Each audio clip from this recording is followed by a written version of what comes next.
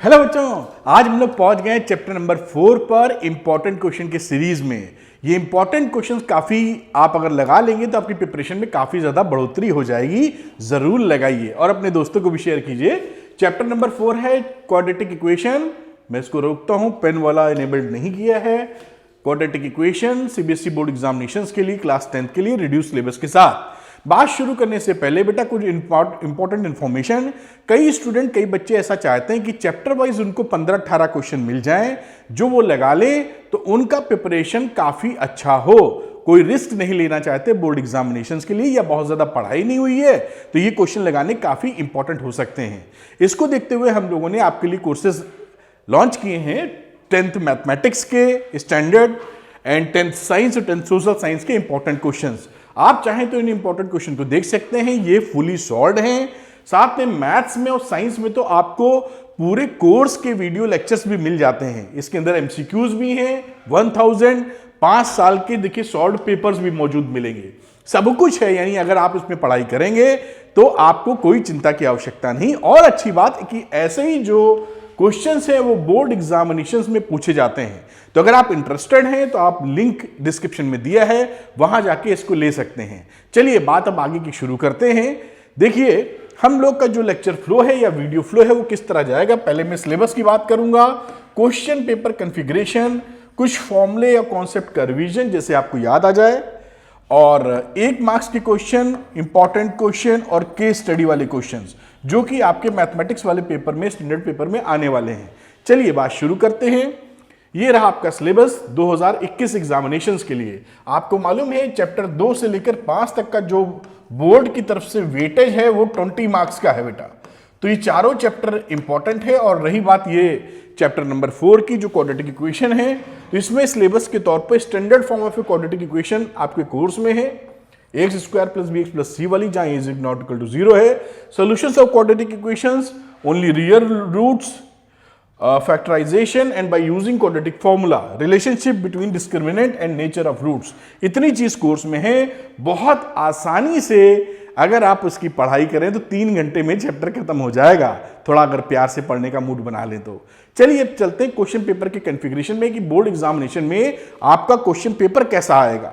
इसके बारे में मैं जानकारी देता रहता हूं। देखिए पार्ट ए 2 पार्ट में पेपर रहेगा, पार्ट ए पार्ट बी में। पार्ट ए है 32 मार्क्स का, आपको दिखाई पड़ रहा होगा। 2 सेक्शन होंगे बेटा इसके अंदर, सेक्शन 1 सेक्शन 2।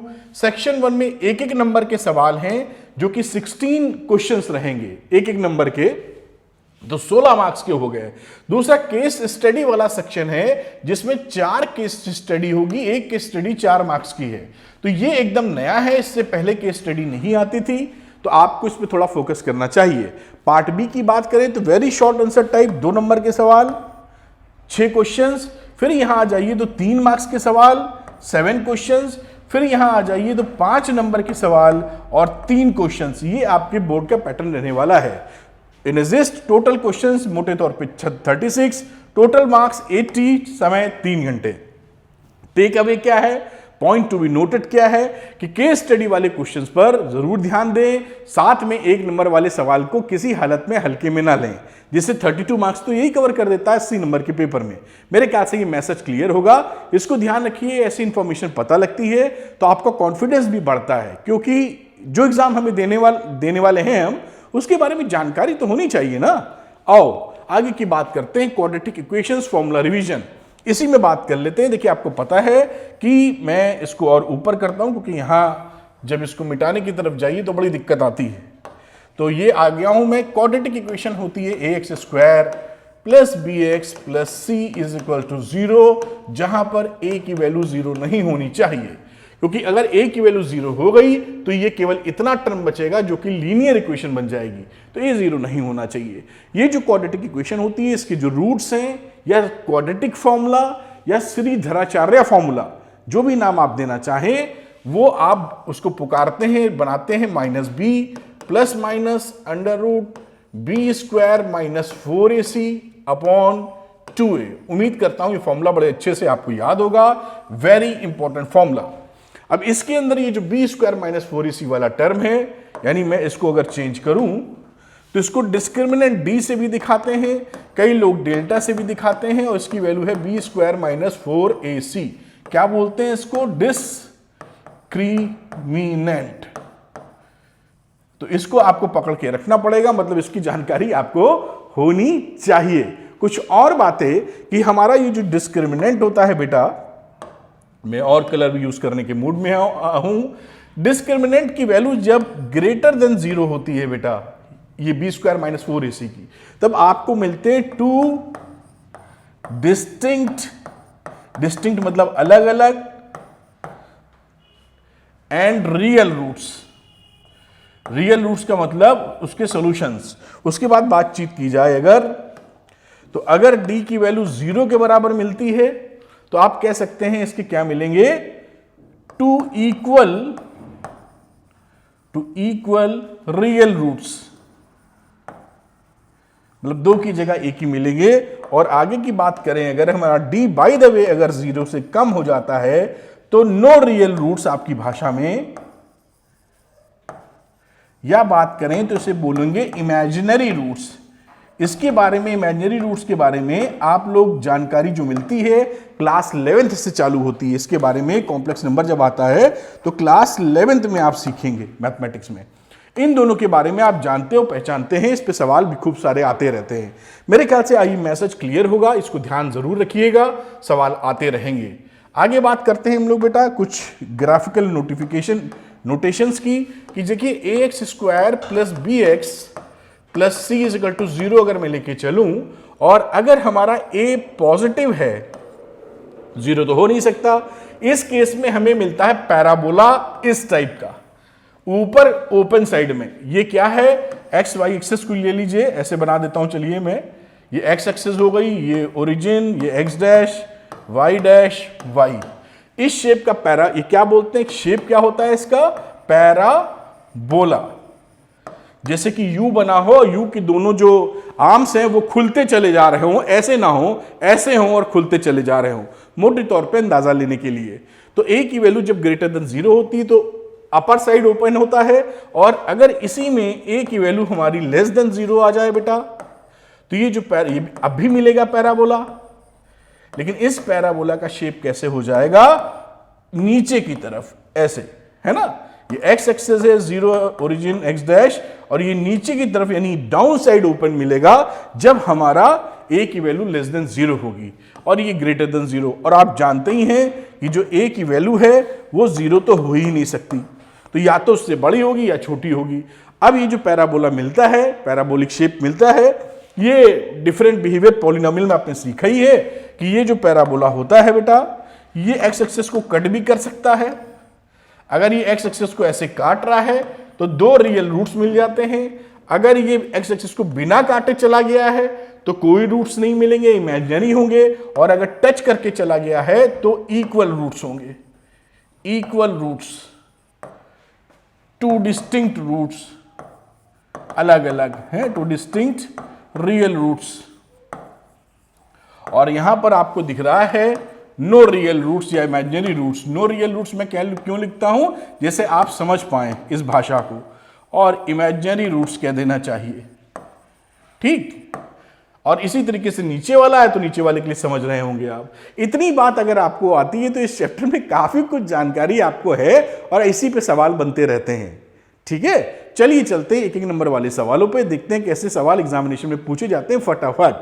आइए, 1 मार्क्स के क्वेश्चन इंपॉर्टेंट है, 2-3 तरह के सवाल इसमें बनते हैं, वही आपसे पूछे जाएंगे। पहला क्वेश्चन देखिए, if x is equal to 3, बड़ा बड़ा लिख देता हूं, is 1 root of the quadratic equation. Quadratic equation क्या है? x square minus 2x minus 6 is equal to 0, then find the value of k।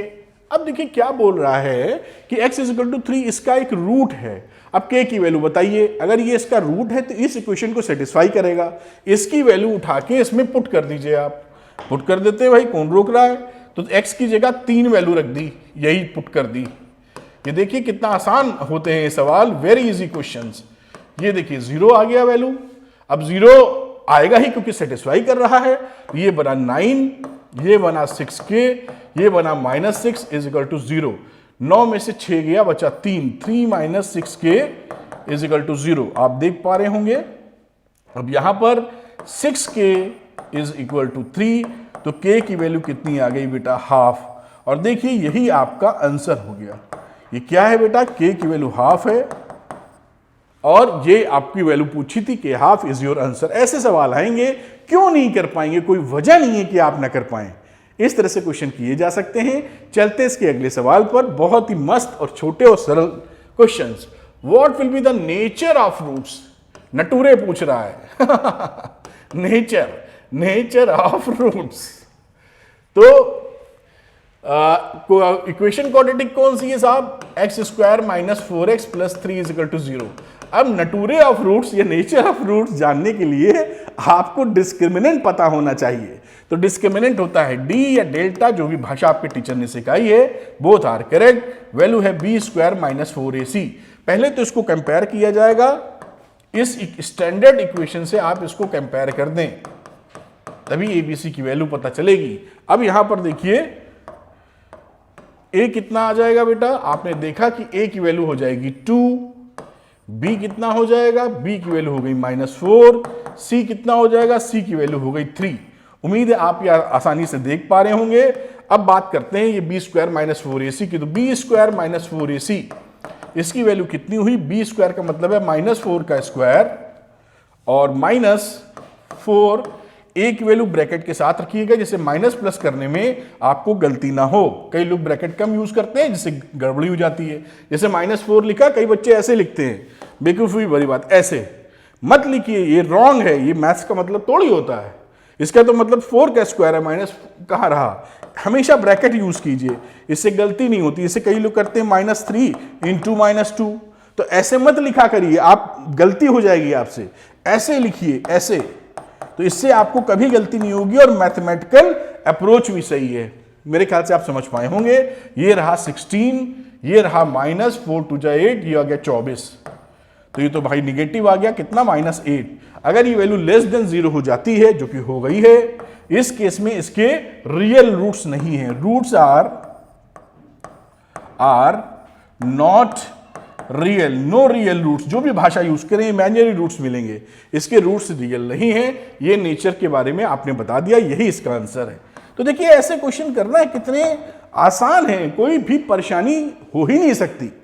चलिए अगले क्वेश्चन पे चलते हैं। अगला क्वेश्चन बोलता है फाइंड द वैल्यू ऑफ के। ये के बड़ा पसंद है एग्जामिनर को, तो ये के हमेशा आपके साथ रहेगा और लेमडा भी है। ये के और लेमडा भाई भाई हैं। तो क्वाड्रेटिक इक्वेशन लिखी हुई है K x minus 2 plus 6 is equal to 0 has 2 equal roots. 2 equal roots, आपको मालूम था 2 रूट्स अगर इक्वल होते हैं तो उसका डिस्क्रिमिनेंट की वैल्यू कितनी होनी चाहिए, 0 होनी चाहिए। बहुत सुंदर बात। अब इसका डिस्क्रिमिनेंट निकालने के लिए इसको पहले मल्टीप्लाई वगैरह कर लो। तो K x square minus 2kx plus 6 is equal to 0। उम्मीद है ये बराबर लिख दिया गया है। बात करता हूं आगे की, इसको कंपेयर करो ax square plus bx plus c से। आज कलर खूब सारे यूज करने के मूड में हूं, तो a की वैल्यू कितनी हो जाएगी बेटा, a की वैल्यू हो गई k, b की वैल्यू हो गई -2 और c की वैल्यू हो गई 6। ठीक, अब ये जो वैल्यूज आपके सामने है, बी स्क्वायर माइनस 4ac में वैल्यू पुट कर दीजिए। तो बी स्क्वायर का मतलब हो गया -2 का स्क्वायर, फिर -4, a की वैल्यू के लिए फिर से ब्रैकेट यूज कीजिए, k और c के लिए ब्रैकेट यूज कीजिए 6। अब देखते हैं अगर ये 0 होनी चाहिए इक्वल रूट्स के लिए, तो ये वैल्यू हो जाएगी 4, ये हो जाएगी 24k must be equal to 0।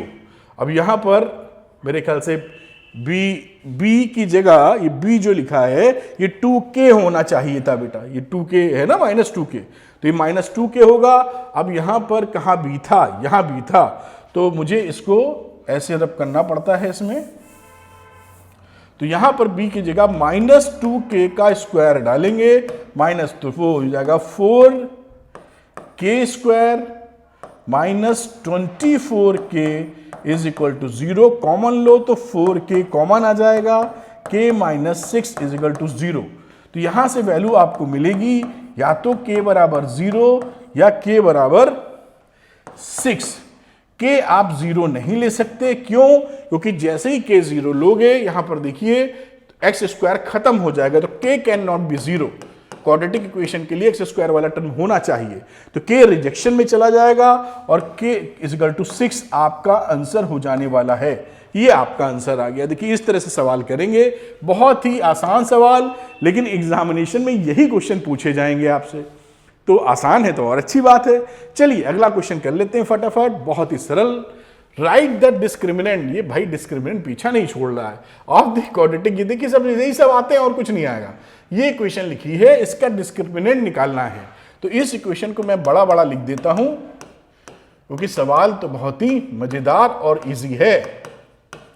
इसको a प्लस बी के होल स्क्वायर से ओपन कर लो बेटा, तो a square plus B square plus 2ab, यहां पर क्या 2 5 जा 10x माइनस 6, बहुत अच्छी बात। अब ये चले एक्स स्क्वायर की तरफ, ये हो गया 10x, ये हो गया 25, इसको इधर पलट लो, 10x plus 6 is equal to 0। मेरे ख्याल से बहुत बढ़िया दिख रहा होगा। फिर चलते हैं एक्स स्क्वायर, 10x में 10x आ गया, उई ये तो उड़ गया, तो ये वैल्यू हो गई 0 और ये बचा कितना 25 प्लस 6 यानी 31 इज इक्वल टू 0। क्या मैंने सही लिखा, एक बार चेक कर लेते हैं, क्योंकि कुछ गड़बड़ी नहीं होनी चाहिए। तो 10x 10x बिल्कुल ठीक आ रहा है, कोई भी इसमें गड़बड़ी नहीं है, तो X square plus 31 is equal to 0। अब देखिए यहां पर आपको कंपेयर करना होगा A X square plus B X plus C is equal to 0 से। इसको आप देख पा रहे होंगे। अब इसको कंपेयर करने अगर जाएंगे, अब बेटा इसको कंपेयर अगर करने जाएंगे तो देखिए क्या होने वाला है कि x square plus B x, ये तो इस फॉर्मेट में सीधे तौर पे लिखी नहीं है, तो कई बच्चे इससे घबरा सकते हैं कि सर ये सही है कि क्या है, तो इसको आप ऐसे लिख लीजिए। देखिए इसको लिख लीजिए एक्स स्क्वायर और x की जगह 0 into x plus 31 is equal to 0। अब कंपेयर कर दीजिए। देखिए अब अगर आप कंपेयर करेंगे तो a की वैल्यू कितनी निकाल देंगे बेटा, देखो a की वैल्यू निकाल दोगे 1, b निकाल दोगे 0 और c निकाल दोगे 31। मेरे ख्याल से आप समझ पाए होंगे। अब इसकी जगह अब बी स्क्वायर माइनस 4ac यहां कैलकुलेट कर देते हैं, तो ये रहा B square minus 4ac, b है 0 तो 0 का स्क्वायर, 4a कितना बच्चों 1 और c कितना है 31, तो ये तो रहा 0, बात खत्म। माइनस 31 इंटू 4, तो ये हो गया कितना बेटा माइनस का 124 and this is your answer. ये आंसर आपका माइनस 124 आ गया है। इस तरह से क्वेश्चन कर सकते हैं, बिल्कुल आसानी से हो जाएगा बिना किसी प्रॉब्लम के लिए। चलते हैं इंपॉर्टेंट क्वेश्चन की तरफ। तो बच्चों करते हैं इंपॉर्टेंट क्वेश्चन, और इंपॉर्टेंट क्वेश्चन देखिए ये रहे, और इसका पहला क्वेश्चन देखते हैं। ए 2 डिजिट नंबर इज, ध्यान से पढ़िए स्टेटमेंट वाले जब रहते हैं, A 2 digit number is 4 times the sum of the digit. अब देखिए 2 डिजिट नंबर है, तो मान लेते हैं कि टेंस प्लेस पर, ये टेंस वाला प्लेस है और ये यूनिट वाला प्लेस है। अलजेब्रा में जब नंबर लिखते हो तो 10x प्लस वाई के फॉर्म में लिखते हो, ये आपको पता होगा, मैंने प्रीवियस वीडियो में बताया भी है। तो ये जो नंबर है वो 4 टाइम्स है सम ऑफ द डिजिट्स के, तो इस 10, अब इसकी वैल्यू जो है 10x प्लस वाई की 4 टाइम्स है सम ऑफ द डिजिट की। ये पहली इक्वेशन आप बन गई। अब इसको सॉल्व कर लो, लगे देखो क्या रिलेशनशिप एक्स और वाई में मिल रही है, तो ये यहां से वैल्यू आती है 10x प्लस वाई, ये रही 4x प्लस 4y। कलर बदलते रहते हैं जिससे कि थोड़ा सा, यहां बात करें तो 10x में ये आ गया तो बचा 6x, y में गया तो आ गया, y उधर ले जाओ तो आ गया 3y। तो यहां से वैल्यू क्या आ गई, ये बड़ा हल्का चल रहा है, तो ब्लू कलर में देखते हैं तो x की value 2x is equal to y आ गया। देखिए ये रिलेशनशिप आपको मिली 2x is equal to y।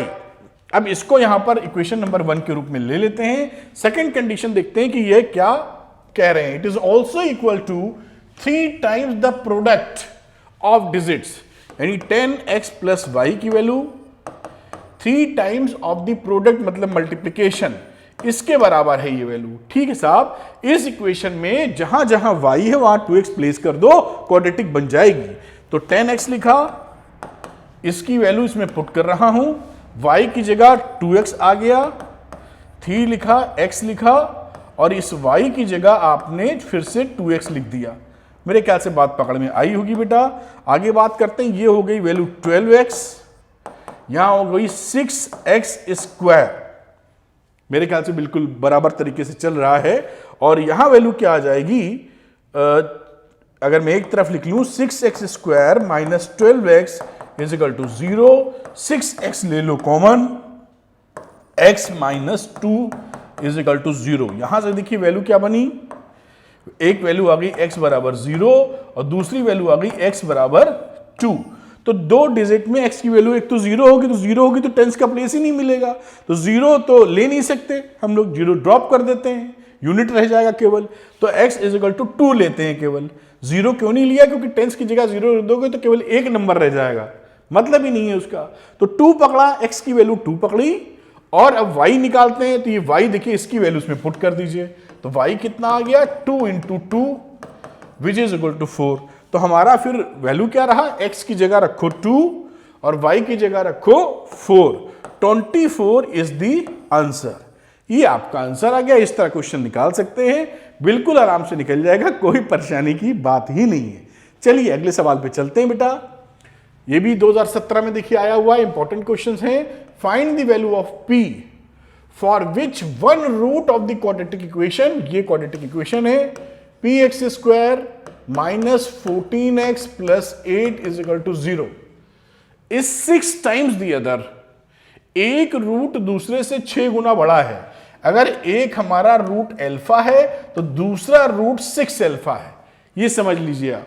मतलब बीटा, जो अल्फा बीटा दो रूट बोलते थे, तो बीटा की वैल्यू कितनी हो गई 6 अल्फा के बराबर। अब यहां पर हम जानते हैं कि दो रूट्स का जो सम होता है अल्फा प्लस बीटा वो होता है माइनस बी अपॉन ए, ये आपने पढ़ रखा है। तो माइनस लिखा, बी कितना है यहां पर माइनस 14, ए कितना है p। तो यहां पर और बीटा की जगह वो 6 अल्फा रख दीजिए उस रिलेशनशिप से। तो alpha plus 6 alpha is equal to 14 upon p। यहां से वैल्यू क्या आ जाएगी 7 alpha is equal to 14 upon p, मतलब alpha is equal to 2 upon p। एक रिलेशनशिप यहां से ये मिल गई।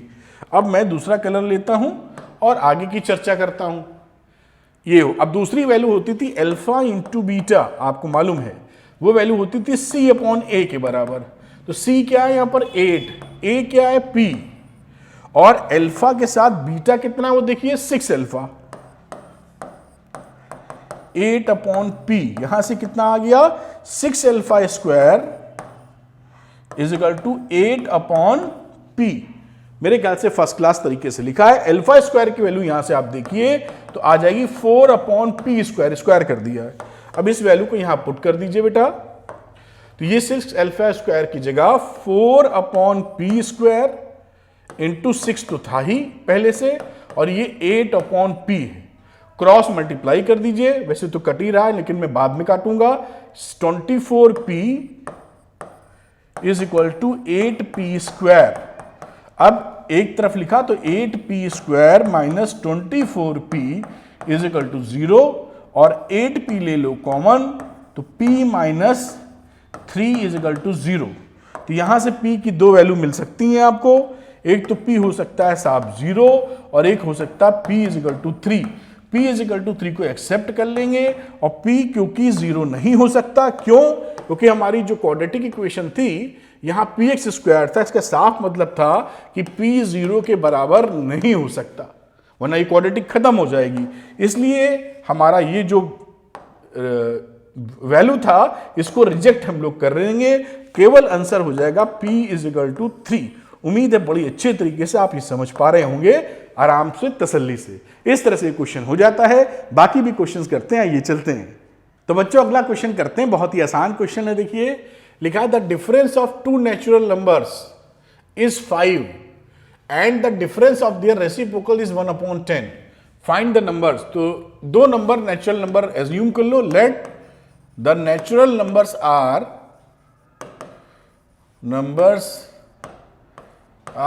x एंड y, जहां पर x हम बड़ा मान लेते हैं जिससे हमें कहानी सेट करने में आसानी हो। अब डिफरेंस 5 कह रहा है तो x अगर बड़ा है तो x minus y is equal to 5 लिख दीजिए। पहला काम हो गया क्वेश्चन नंबर 1। बल्कि यहां से आप लिख सकते हैं x is equal to 5 plus y, ऐसे पकड़ लो। अभी इसकी वैल्यू हम लोग सब्स्टिट्यूट करेंगे नीचे। And the difference of the reciprocal, reciprocal का मतलब होता है अगर x एक नंबर है तो इसका रेसिप्रोकल 1/x होता है। बात समझ पा रहे होंगे। तो फिर लिख रहा है difference of their reciprocal is 1/10।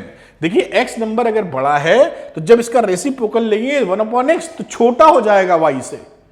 अब देखिए x जब बड़ा होता है y से, जब इसका रेसिप्रोकल लेते हैं तो ये छोटा हो जाता है, पलट जाता है। तो यहां पर हम लोग क्या करेंगे, 1/y में से 1/x घटाएंगे जैसा इन्होंने बोला है, और उसकी वैल्यू कितनी है 1/10। ये बन गई इक्वेशन। अब इस x की जगह y या y की जगह x रिप्लेस करके वैल्यू निकाल लो आप। चलिए मैंने x बराबर 5 प्लस वाई बोला था, तो यहां पर आप y की जगह x की जगह 5 प्लस वाई पुट कर देते हैं। ठीक, बस इसको सॉल्व करना है, एलसीएम विलसीएम लेके शुरू हो जाओ। तो एलसीएम हो गया 5 प्लस वाई, ऊपर आया 5 plus y minus y is equal to 1/10। ये y से y कैंसिल हो गया, यहां बचा 50। यहां क्या आया 5y प्लस वाई स्क्वायर। उम्मीद है बात पूरी तरीके से पकड़ पा रहे होंगे आप। इसको सॉल्व करने का इक्वेशन हो गई y square plus 5y minus 50 is equal to 0। अब इसके फैक्टर करने की बात करते हैं तो 10 और 5 इसके फैक्टर किए जा सकते हैं। 10y minus 5y minus 50 is equal to 0। और ऊपर लेके जाते हैं बेटा, कलर बदलते रहेंगे, थोड़ा इंटरेस्ट बना रहता है। अब यहाँ पे y ले लिया कॉमन, तो y प्लस 10, यहाँ 5 कॉमन ले लिया तो y plus 10 is equal to 0। तो ये वैल्यू हो गई y माइनस 5 और ये रहा y प्लस 10। यहाँ से दो वैल्यू निकली, एक निकली y बराबर 5 और माइनस 10। माइनस 10 हो नहीं सकता क्योंकि नेचुरल नंबर की बात कर रहे हैं, तो y is equal to 5 will be accepted. इस वैल्यू को हम एक्सेप्ट कर लेंगे। हमने देखा था कि दो नंबर हमने एक्स वाई माने थे और एक y आ चुका है 5। अब मैं इसको x से रिलेशनशिप में लेके चलता हूं इस वाले में। अब y हमारा आ चुका है 5, तो x कितना आ जाएगा 5 plus 5 which is equal to 10। तो x की वैल्यू हो गई 10 और y हो गया 5। ये दो नंबर हमारे हाथ में आए और यही देखिए आंसर हो गया। ये कितना आसान है, इससे थोड़ी सी प्रैक्टिस कर ले, ऐसे सवाल नींद में भी गलत नहीं होंगे। चलते हैं अगले सवाल पर। आइए इस सवाल को लेते हैं। मैं थोड़ा सा रेड कलर लेता हूं। A train travels 360 kilometre at a uniform speed. If the speed has been increased 5 more, अच्छा 5 किलोमीटर पर आवर ज्यादा हो, it would have taken 1 hour less for the same journey. Find the speed of the train. ठीक है, let the speed of the train is, let the uniform speed of train is x kilometre per hour. ठीक है, अब हम जानते हैं formula speed equal to distance upon time, या time is equal to distance upon speed. सारे बच्चों को ये मालूम होगा। अब बात करते हैं यहां पर टाइम t1 पहली जर्नी में कितना लगा, डिस्टेंस कितना था 360 किलोमीटर, और स्पीड तो साहब x थी, पहली इक्वेशन हाथ में। दूसरे कह रहे हैं कि मैंने स्पीड को 5 से बढ़ा दिया, तो न्यू स्पीड क्या हो गई बच्चों, सब लोग बताओ। बहुत सरल बात, x plus 5 kilometre per our. तो t2 कितना लगेगा, डिस्टेंस तो बदलने वाली नहीं, ये हो गया x प्लस 5। स्पीड जब बढ़ा दिए तो टाइम कम लगेगा।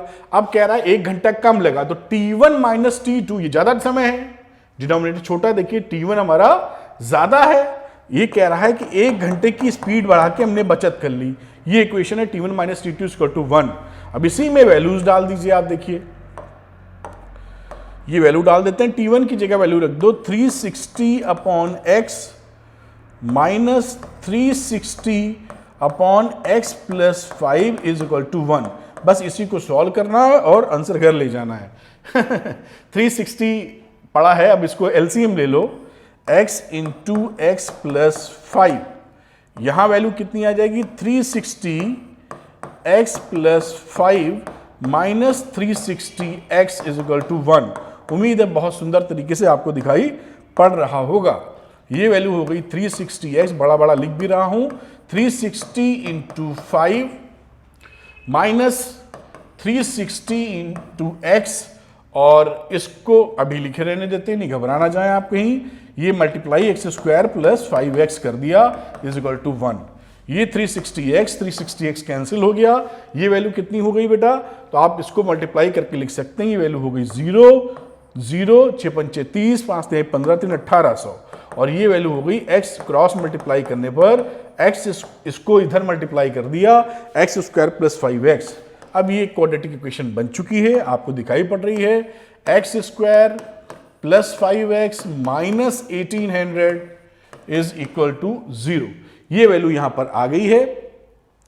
अब इसको आप फैक्टराइज करना चाहो तो फैक्टराइज करो, और वरना सीधे सीधराचार्य लगा दो। सीधराचार्य लगाने पे थोड़ा बड़ा जाएगा, तो इसके फैक्टर देखते हैं कितने आते हैं।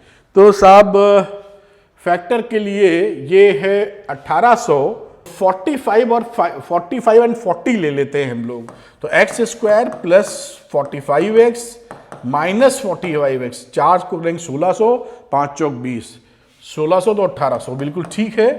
और ये वैल्यू देखिए कितनी बनने वाली है, यहां पर हम लोगों ने कॉमन लिया x, तो x प्लस 45, यहां लिया 40, तो x और 40 से आप देंगे तो कितना बचेगा, प्लस 45। तो यहां पर वैल्यू आ गई x माइनस 40 और x plus 45 is equal to 0। अब यहां आती है वैल्यू 40 या फिर माइनस 45। माइनस होने का कोई सवाल नहीं है बेटा, आप जैसा समझ रहे होंगे। आंसर क्या रहा फिर, एक्सेप्टेड वैल्यू x बराबर 40 किलोमीटर पर आवर। देखिए कितना आसान सवाल है, मजा आने लगता है इन सवालों को करने में, गलती का तो प्रश्न ही नहीं उठता। इस तरह से क्वेश्चन कर सकते हैं बिल्कुल आसानी से। चलते हैं हम लोग केस स्टडी वाले क्वेश्चंस पे, आइए। तो बच्चों करते हैं केस स्टडी वाले क्वेश्चन, बहुत ही बढ़िया आसान क्वेश्चन, थोड़ा दिमाग लगाइएगा बस। तो केस स्टडी लेते हैं साहब। पहली केस स्टडी, ये मैंने केस स्टडी लिखी है, फिर एक क्वेश्चन लिया, ऐसे 5 क्वेश्चंस होंगे जिनमें से 4 का जवाब आपको देना होगा। ये बड़ा दिखे इसलिए मैंने केस स्टडी को काफी बड़ा करके दिखाया है स्क्रीन पर। केस स्टडी क्या बोलती है, a ball is thrown vertically upward, एक बॉल को ऊपर फेंका गया है फ्रॉम ए रूफ टॉप, एक रूफ टॉप से ऊपर फेंका गया है, which is 70 metre above the ground. ये रूफ टॉप है जो कि 70 मीटर ऊपर है, यहां से बॉल को फेंका गया है। The ball once thrown the reach a maximum vertical height and then fall back again to the ground. The height of the ball from the ground at the time t is h. समय t पर उसकी height कितनी थी बेटा, h, which is given in the form of a quadratic equation represented as, ये quadratic equation है जो represent की गई है, h is equal to minus 16t square plus 64t plus 8t। ये क्वाड्रेटिक इक्वेशन जिससे हाइट को रिप्रेजेंट किया गया। Answer the following question, what is the height reached by the ball after 1 second. 1 second बाद ball की height क्या होगी, तो यहां पे वैल्यू लगा दीजिए आप, h की वैल्यू, t की वैल्यू अब पुट कर दीजिए 1 सेकेंड, तो यही पुट कर देते हैं। तो माइनस 16 t की जगह लगाया 1 का स्क्वायर प्लस 64 इंटू 1 प्लस 80। अब देखिए वैल्यू कितनी आ जाएगी, माइनस 16 प्लस 64 प्लस 80, ये वैल्यू बन रही है, इसको आप कैलकुलेट कर लीजिए। 64 में घटा दीजिए या इसमें घटा दीजिए तो मिल जाएगा 74 प्लस 64, ये रहा 64 और ये भी रहा 64, 16 गया तो कितना बचा बेटा, 64, 128 इसकी वैल्यू आ रही है। तो 128 मीटर इज द आंसर। ये option number A is correct, बाकी आपके सामने है। 128 is the correct answer, t is equal to 1 रखने पर। आगे बात करते हैं, अगले पार्ट पे चलते हैं इसके, और ये रहा अगला पार्ट, कह रहा है calculate the maximum height reached by the ball. ये एक इंटरेस्टिंग क्वेश्चन हो जाता है क्योंकि maximum height reached by the ball, maximum height के लिए क्या करेंगे, देखिए h की वैल्यू यहां गिवन है, मुझे लगता है h नीचे लिख के बताना चाहिए आपको, तो मैं यहां लिख देता हूं h is equal to minus 16t square plus 64t plus 80। हमको h को मैक्सिमाइज करना है, यहां पे हम परफेक्ट स्क्वायर बनाने की कोशिश करेंगे। तो h लिखा, इसमें से 16 कॉमन ले लीजिए, -16 कॉमन ले लीजिए, तो वैल्यू क्या बचेगी, 16 कॉमन लेने पे बचेगा टी स्क्वायर, और ये बचेगा माइनस का 4t, और ये बचेगा माइनस का 5। ये आप देख पा रहे होंगे, टी स्क्वायर -4t -5, इसका हम परफेक्ट स्क्वायर बनाएंगे। तो परफेक्ट स्क्वायर बनाने की ट्रिक जो मैंने 12th वाले बच्चों को भी बता रखी है, जब भी किसी का परफेक्ट स्क्वायर बनाना हो तो जो टी वाले टी स्क्वायर के कोफिशिएंट को 1 कर लीजिए, जो कि ऑलरेडी है, इतनी बात कर रहा हूं, और टी के साथ जो कोफिशिएंट होता है उसको ब्रैकेट में उसका हाफ ले लीजिए। अभी समझाता हूं, टी लिखा, फिर ये -4 है ना इसका कोफिशिएंट, तो -4/2 यानी इसका आधा लेके ब्रैकेट लगाइए, ये तो 2 बचेगा, इसी का स्क्वायर यहां पर घटा दीजिए, -4 -5, ये परफेक्ट स्क्वायर बन गया। फिर से एक बार समझा रहा हूं क्योंकि मुझे मालूम है एक झटके में समझ में नहीं आएगा, इसको हटाता हूं, फिर से बताता हूं आपको क्या करना होता है परफेक्ट स्क्वायर के लिए। मान लीजिए टी स्क्वायर -4t -5 का परफेक्ट स्क्वायर बनाना है, तो पहले टी स्क्वायर के कोफिशिएंट को 1 कर लो, ऑलरेडी है यहां पर, वरना हम उसको कॉमन लेके बाहर कर देते। अब ये टी के साथ जितना लिखा रहता है, पहले लिखो टी ब्रैकेट में, टी के साथ जितनी वैल्यू लिखी कोफिशिएंट -4, उसका आधा अपॉन 2 मतलब, तो -4 का आधा होता है -2, तो ये -2 ब्रैकेट में करके स्क्वायर लगा दो। अब ये जो -2 है इसका स्क्वायर यानी 4 इसमें घटा दो, ये परफेक्ट स्क्वायर बन चुका है। बस एक लाइन के अंदर ये वैल्यू आपकी परफेक्ट स्क्वायर बन चुकी है। बाकी आप बनाना जानते हैं, जोड़ना घटाना, ये एक बहुत शॉर्टेस्ट तरीका, फटाक से काम हो जाता है। तो h की वैल्यू अगर मैं लिखूं तो -16 जैसा मैंने वहां बनाया, t -2 का होल स्क्वायर -9, ये वैल्यू आती दिख रही है। अब यहां पर 16 से मल्टीप्लाई कर दीजिए, तो t -2 का होल स्क्वायर, और ये प्लस हो जाएगा 16 × 9 आ जाएगा 144। ये देखिए वैल्यू यहां पर बनी। अब ये वैल्यू मैक्सिमम कब होगी बेटा, क्योंकि ध्यान से देखिए, मैं ब्लैक कलर लेता हूं, ये जो टर्म है ये माइनस में है, तो 144 में से कुछ घटना है, तो घटने में अगर कुछ ना घटे तभी मैक्सिमम होती है, क्योंकि 144 में माइनस के साथ कुछ घटा तो कम ही होगा, तो ये वाला टर्म होना चाहिए 0 मैक्सिमम के लिए, क्योंकि ये परफेक्ट स्क्वायर है। देखिए तो ये टर्म अगर 0 होना चाहिए, वो कब होगा, t = 2 पर, t = 2 पर ये टर्म हो जाएगा 0। तो t = 2 पर हमारी जो मैक्सिमम हाइट है वो 144 मिलने वाली है। ये एक थोड़ा सा ट्रिकी मामला है, इसको समझ लीजिए 10th क्लास के लेवल पे, बाकी 11-12 में तो ये धमाधम करेंगे इसको। आप समझ पा रहे हैं। तो इसको मैक्सिमम होने के लिए, ये तो पॉजिटिव है, ये टर्म निगेटिव है, इस टर्म को अगर हम 0 कर दें तो इसमें कुछ नहीं घटेगा, मैक्सिमम हो जाएगा। अगर घटने वाली चीज हुई तो उसको कम कर देगी, बस इतनी वैल्यू है। h 144 है, यहां पर h 144 ये वैल्यू दे रहा है। कलर थोड़ा बदल लेते हैं जिससे आपको फर्क मालूम चलता रहे। ये इसका आंसर आ गया, answer A, maximum height reached by the ball, उछालने के बाद। चलते इसके तीसरे पार्ट पर। देखिए तीसरे पार्ट में बोला find the roots of the given quadratic equation. Quadratic equation देखिए ये लिखी थी, -16t² + 64t + 80। अभी हम लोगों ने कॉमन ले लिया था -16, जो कि कॉमन ले भी लेना चाहिए, तो ये बचेगा t² - 5t, और ये बचा था इस 4 बचेगा यहां, और 5 = 0 मान ली। इसकी हमें रूट्स निकालने, तो बड़े आसानी से रूट्स निकल आएंगे। t² - 4t - 5 = 0, फैक्टर कर लो, -5t + t - 5 = 0 हो गया फैक्टर। t लिया कॉमन, t - 5 + 1 t - 5, आप जानते हैं ये सब बहुत अच्छे तरीके से, तो t + 1, और ये रहा t - 5 = 0। तो t की वैल्यू हो गई -1 या +5, -1 टाइम हो नहीं सकता, आंसर आ गया 5। सॉरी, क्यों नहीं हो सकता, ये तो रूट्स हैं, टाइम नहीं है ये, मैं टाइम समझ बैठ, मतलब टाइम की वैल्यू दे रखी है। रूट्स की बात करें तो अगर टाइम होता तो रिजेक्ट कर देते, टाइम है भी, लेकिन ये केवल रूट्स पूछ रहे हैं, तो रूट्स के लिए अब -1 और 5, -1 और 5, option number D is correct. ध्यान रखिएगा, ये मैथमेटिकल अप्रोच है, टी एक वेरिएबल है तो वैल्यू हो सकती है। अगर टाइम की क्या ये वैल्यू पॉसिबल है पूछते तो टाइम तो नेगेटिव नहीं होता, छोड़ देते हैं हम लोग। लेकिन केवल इन्होंने इक्वेशन के रूट्स पूछे हैं, इसलिए 5 और -1 लिखे जाएंगे। ठीक है, मेरे ख्याल से बात पकड़ ली होगी। चलते हैं चौथे पार्ट पे। What will be the height of the ball at t = 4।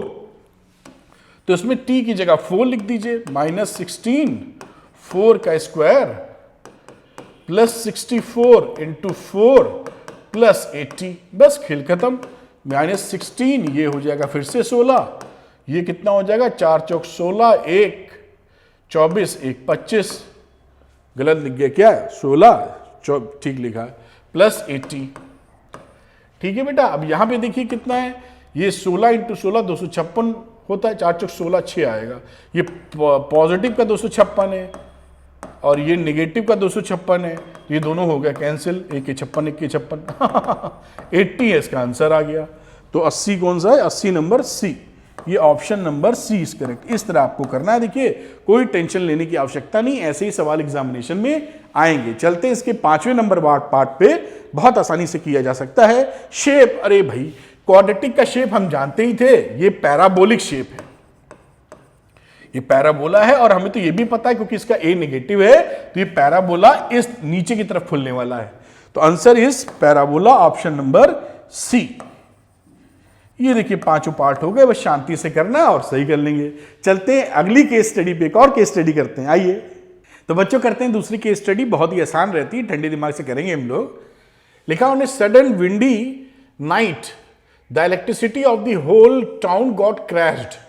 On the next morning, Rahul went out and found that some electric wires are hanging. It reminded him of a mathematical shape which is shown in the figure. Answer the following question. ये figure है, आपको दिख रहा होगा। और अब इस question में पूछा गया है to which shape does this bent wire resembles. तो आपको दिखाई पड़ रहा है ये कैसा है, पैराबोलिक इन शेप। आपके कोर्स के हिसाब से कह पाना बहुत आसान है, अदरवाइज एक मिस्टीरियस सवाल हो सकता था, लेकिन आप आराम से कहिए इसको पैराबोला, कोई हर्ज नहीं है। तो पहले वाले का ऑप्शन नंबर डी पैराबोला। दूसरे की बात करते हैं, if the wire bend is represented by the equation this one then find it zeros. अब ये इक्वेशन जो रिप्रेजेंटेड है x² - 9x इस x² - 9x + 20, और इसका हमें क्या निकालना है, इसके जीरोस। तो इसको भाई सॉल्व कर लीजिए, क्वाड्रेटिक बना लीजिए फैक्टर वेक्टर, -5x - 4x + 20 = 0। आप जानते ही x कॉमन ले लीजिए, x - 5 फिर बन गया x - 4 और ये रहा x - 5 = 0। अब यहां से x की वैल्यू हो गई 4 और 5, इसके दो रूट्स आ गए। तो 4 और 5 option number B is correct. तो बी इसका करेक्ट ऑप्शन है। इस तरीके से जीरोस निकाल सकते हैं, कोई परेशानी नहीं है। नंबर 3 ऑप्शन देखते हैं, the hanging wire is represented graphically, find the number of zeros represented by the given graph. अब यहां पर देखिए दो जगह ये कट कर रहा है, तो नंबर ऑफ जीरोस कितने हो जाएंगे, 2। तो 2 नंबर ऑफ जीरो मिलेंगे, option number C is correct. इस तरीके से आसानी से कर सकते हैं, बहुत बच्चों वाला सवाल था। आगे चलते हैं, what is the quadratic polynomial whose 1 0 is -4। एक जीरो उसका अल्फा मान लीजिए -4 है, and the sum of the zeros, जो सम है वो अल्फा प्लस बीटा आपको दे रखा है 2। क्वाड्रेटिक इक्वेशन निकालनी है। देखिए अल्फा -4 अल्फा प्लस बीटा 2 है, तो यहां से अगर मैं बीटा निकालने की कोशिश करूं तो बीटा 2 - अल्फा होगा ना। तो 2 - अल्फा का सिंपल मतलब क्या हो गया, 2 लिखिए -4 यानी वैल्यू हो गई 6। आप देख पा रहे होंगे, तो अल्फा -4 रहा और बीटा रहा 6। अब आप जानते हैं जो क्वाड्रेटिक इक्वेशन होती है, x² - alpha plus beta into x plus alpha beta = 0 लिखा करते थे आप। तो x² लिखिए, सम ऑफ रूट्स दिए थे 2, प्रोडक्ट ऑफ रूट्स 6 × -4, तो -24, इसको हटा दो, -24 = 0। ये इक्वेशन बन रही है। कौन सी इक्वेशन है, देखिए पहली वाली ही है, पहली वाली इक्वेशन बन गई, क्वाड्रेटिक पॉलिनोमियल, ये इसका आंसर हो गया। इस तरह से आप कर सकते हैं। नंबर 5 चलते हैं, और consider the following quadratic polynomial. ये दे रखा है function find the type of roots this equation has. बहुत अच्छी बात। तो fx दे रखा था x माइनस 6 का स्क्वायर प्लस 7। देखिए जब भी हमको टाइप ऑफ रूट्स की बात करनी होती है तो डिस्क्रिमिनेंट चाहिए होता है। तो डिस्क्रिमिनेंट के लिए पहले तो इसको ओपन करना पड़ेगा। तो यहां पर इसको ओपन करोगे तो लिखोगे x square plus 36 minus 12 plus 7। उम्मीद आप एक्स लिखना तो भूल ही गए, 12x। ठीक, अब देखिए वैल्यू क्या बनी, एक्स स्क्वायर माइनस 12x और 7 और 36 मिलके कितने हो गए, प्लस 43। ये वैल्यू बनी। इसका डिस्क्रिमिनेंट ले लो, मतलब कंपेयर करोगे किससे, कलर थोड़ा बदल लेता हूं, इससे कंपेयर करोगे। देखिए आपको याद बात तो सब होगा, उम्मीद करते हैं। ठीक, इससे कंपेयर किया तो बी स्क्वायर माइनस 4ac इसका डिस्क्रिमिनेंट होगा।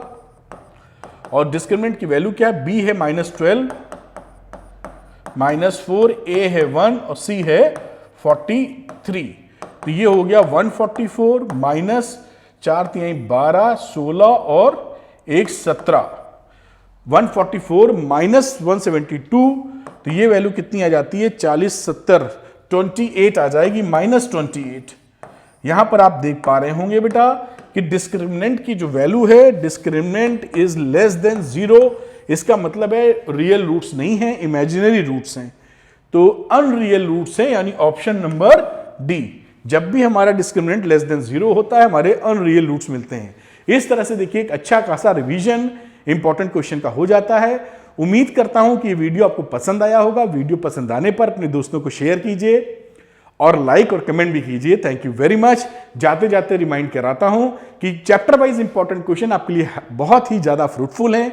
आप इंटरेस्टेड हैं तो इनके लिंक्स दिए हैं, डिस्क्रिप्शन में जाके ले सकते हैं। 10th मैथमेटिक्स के लिए standard, 10th science, 10th social science के लिए। Thank you very much. Wish you all the best.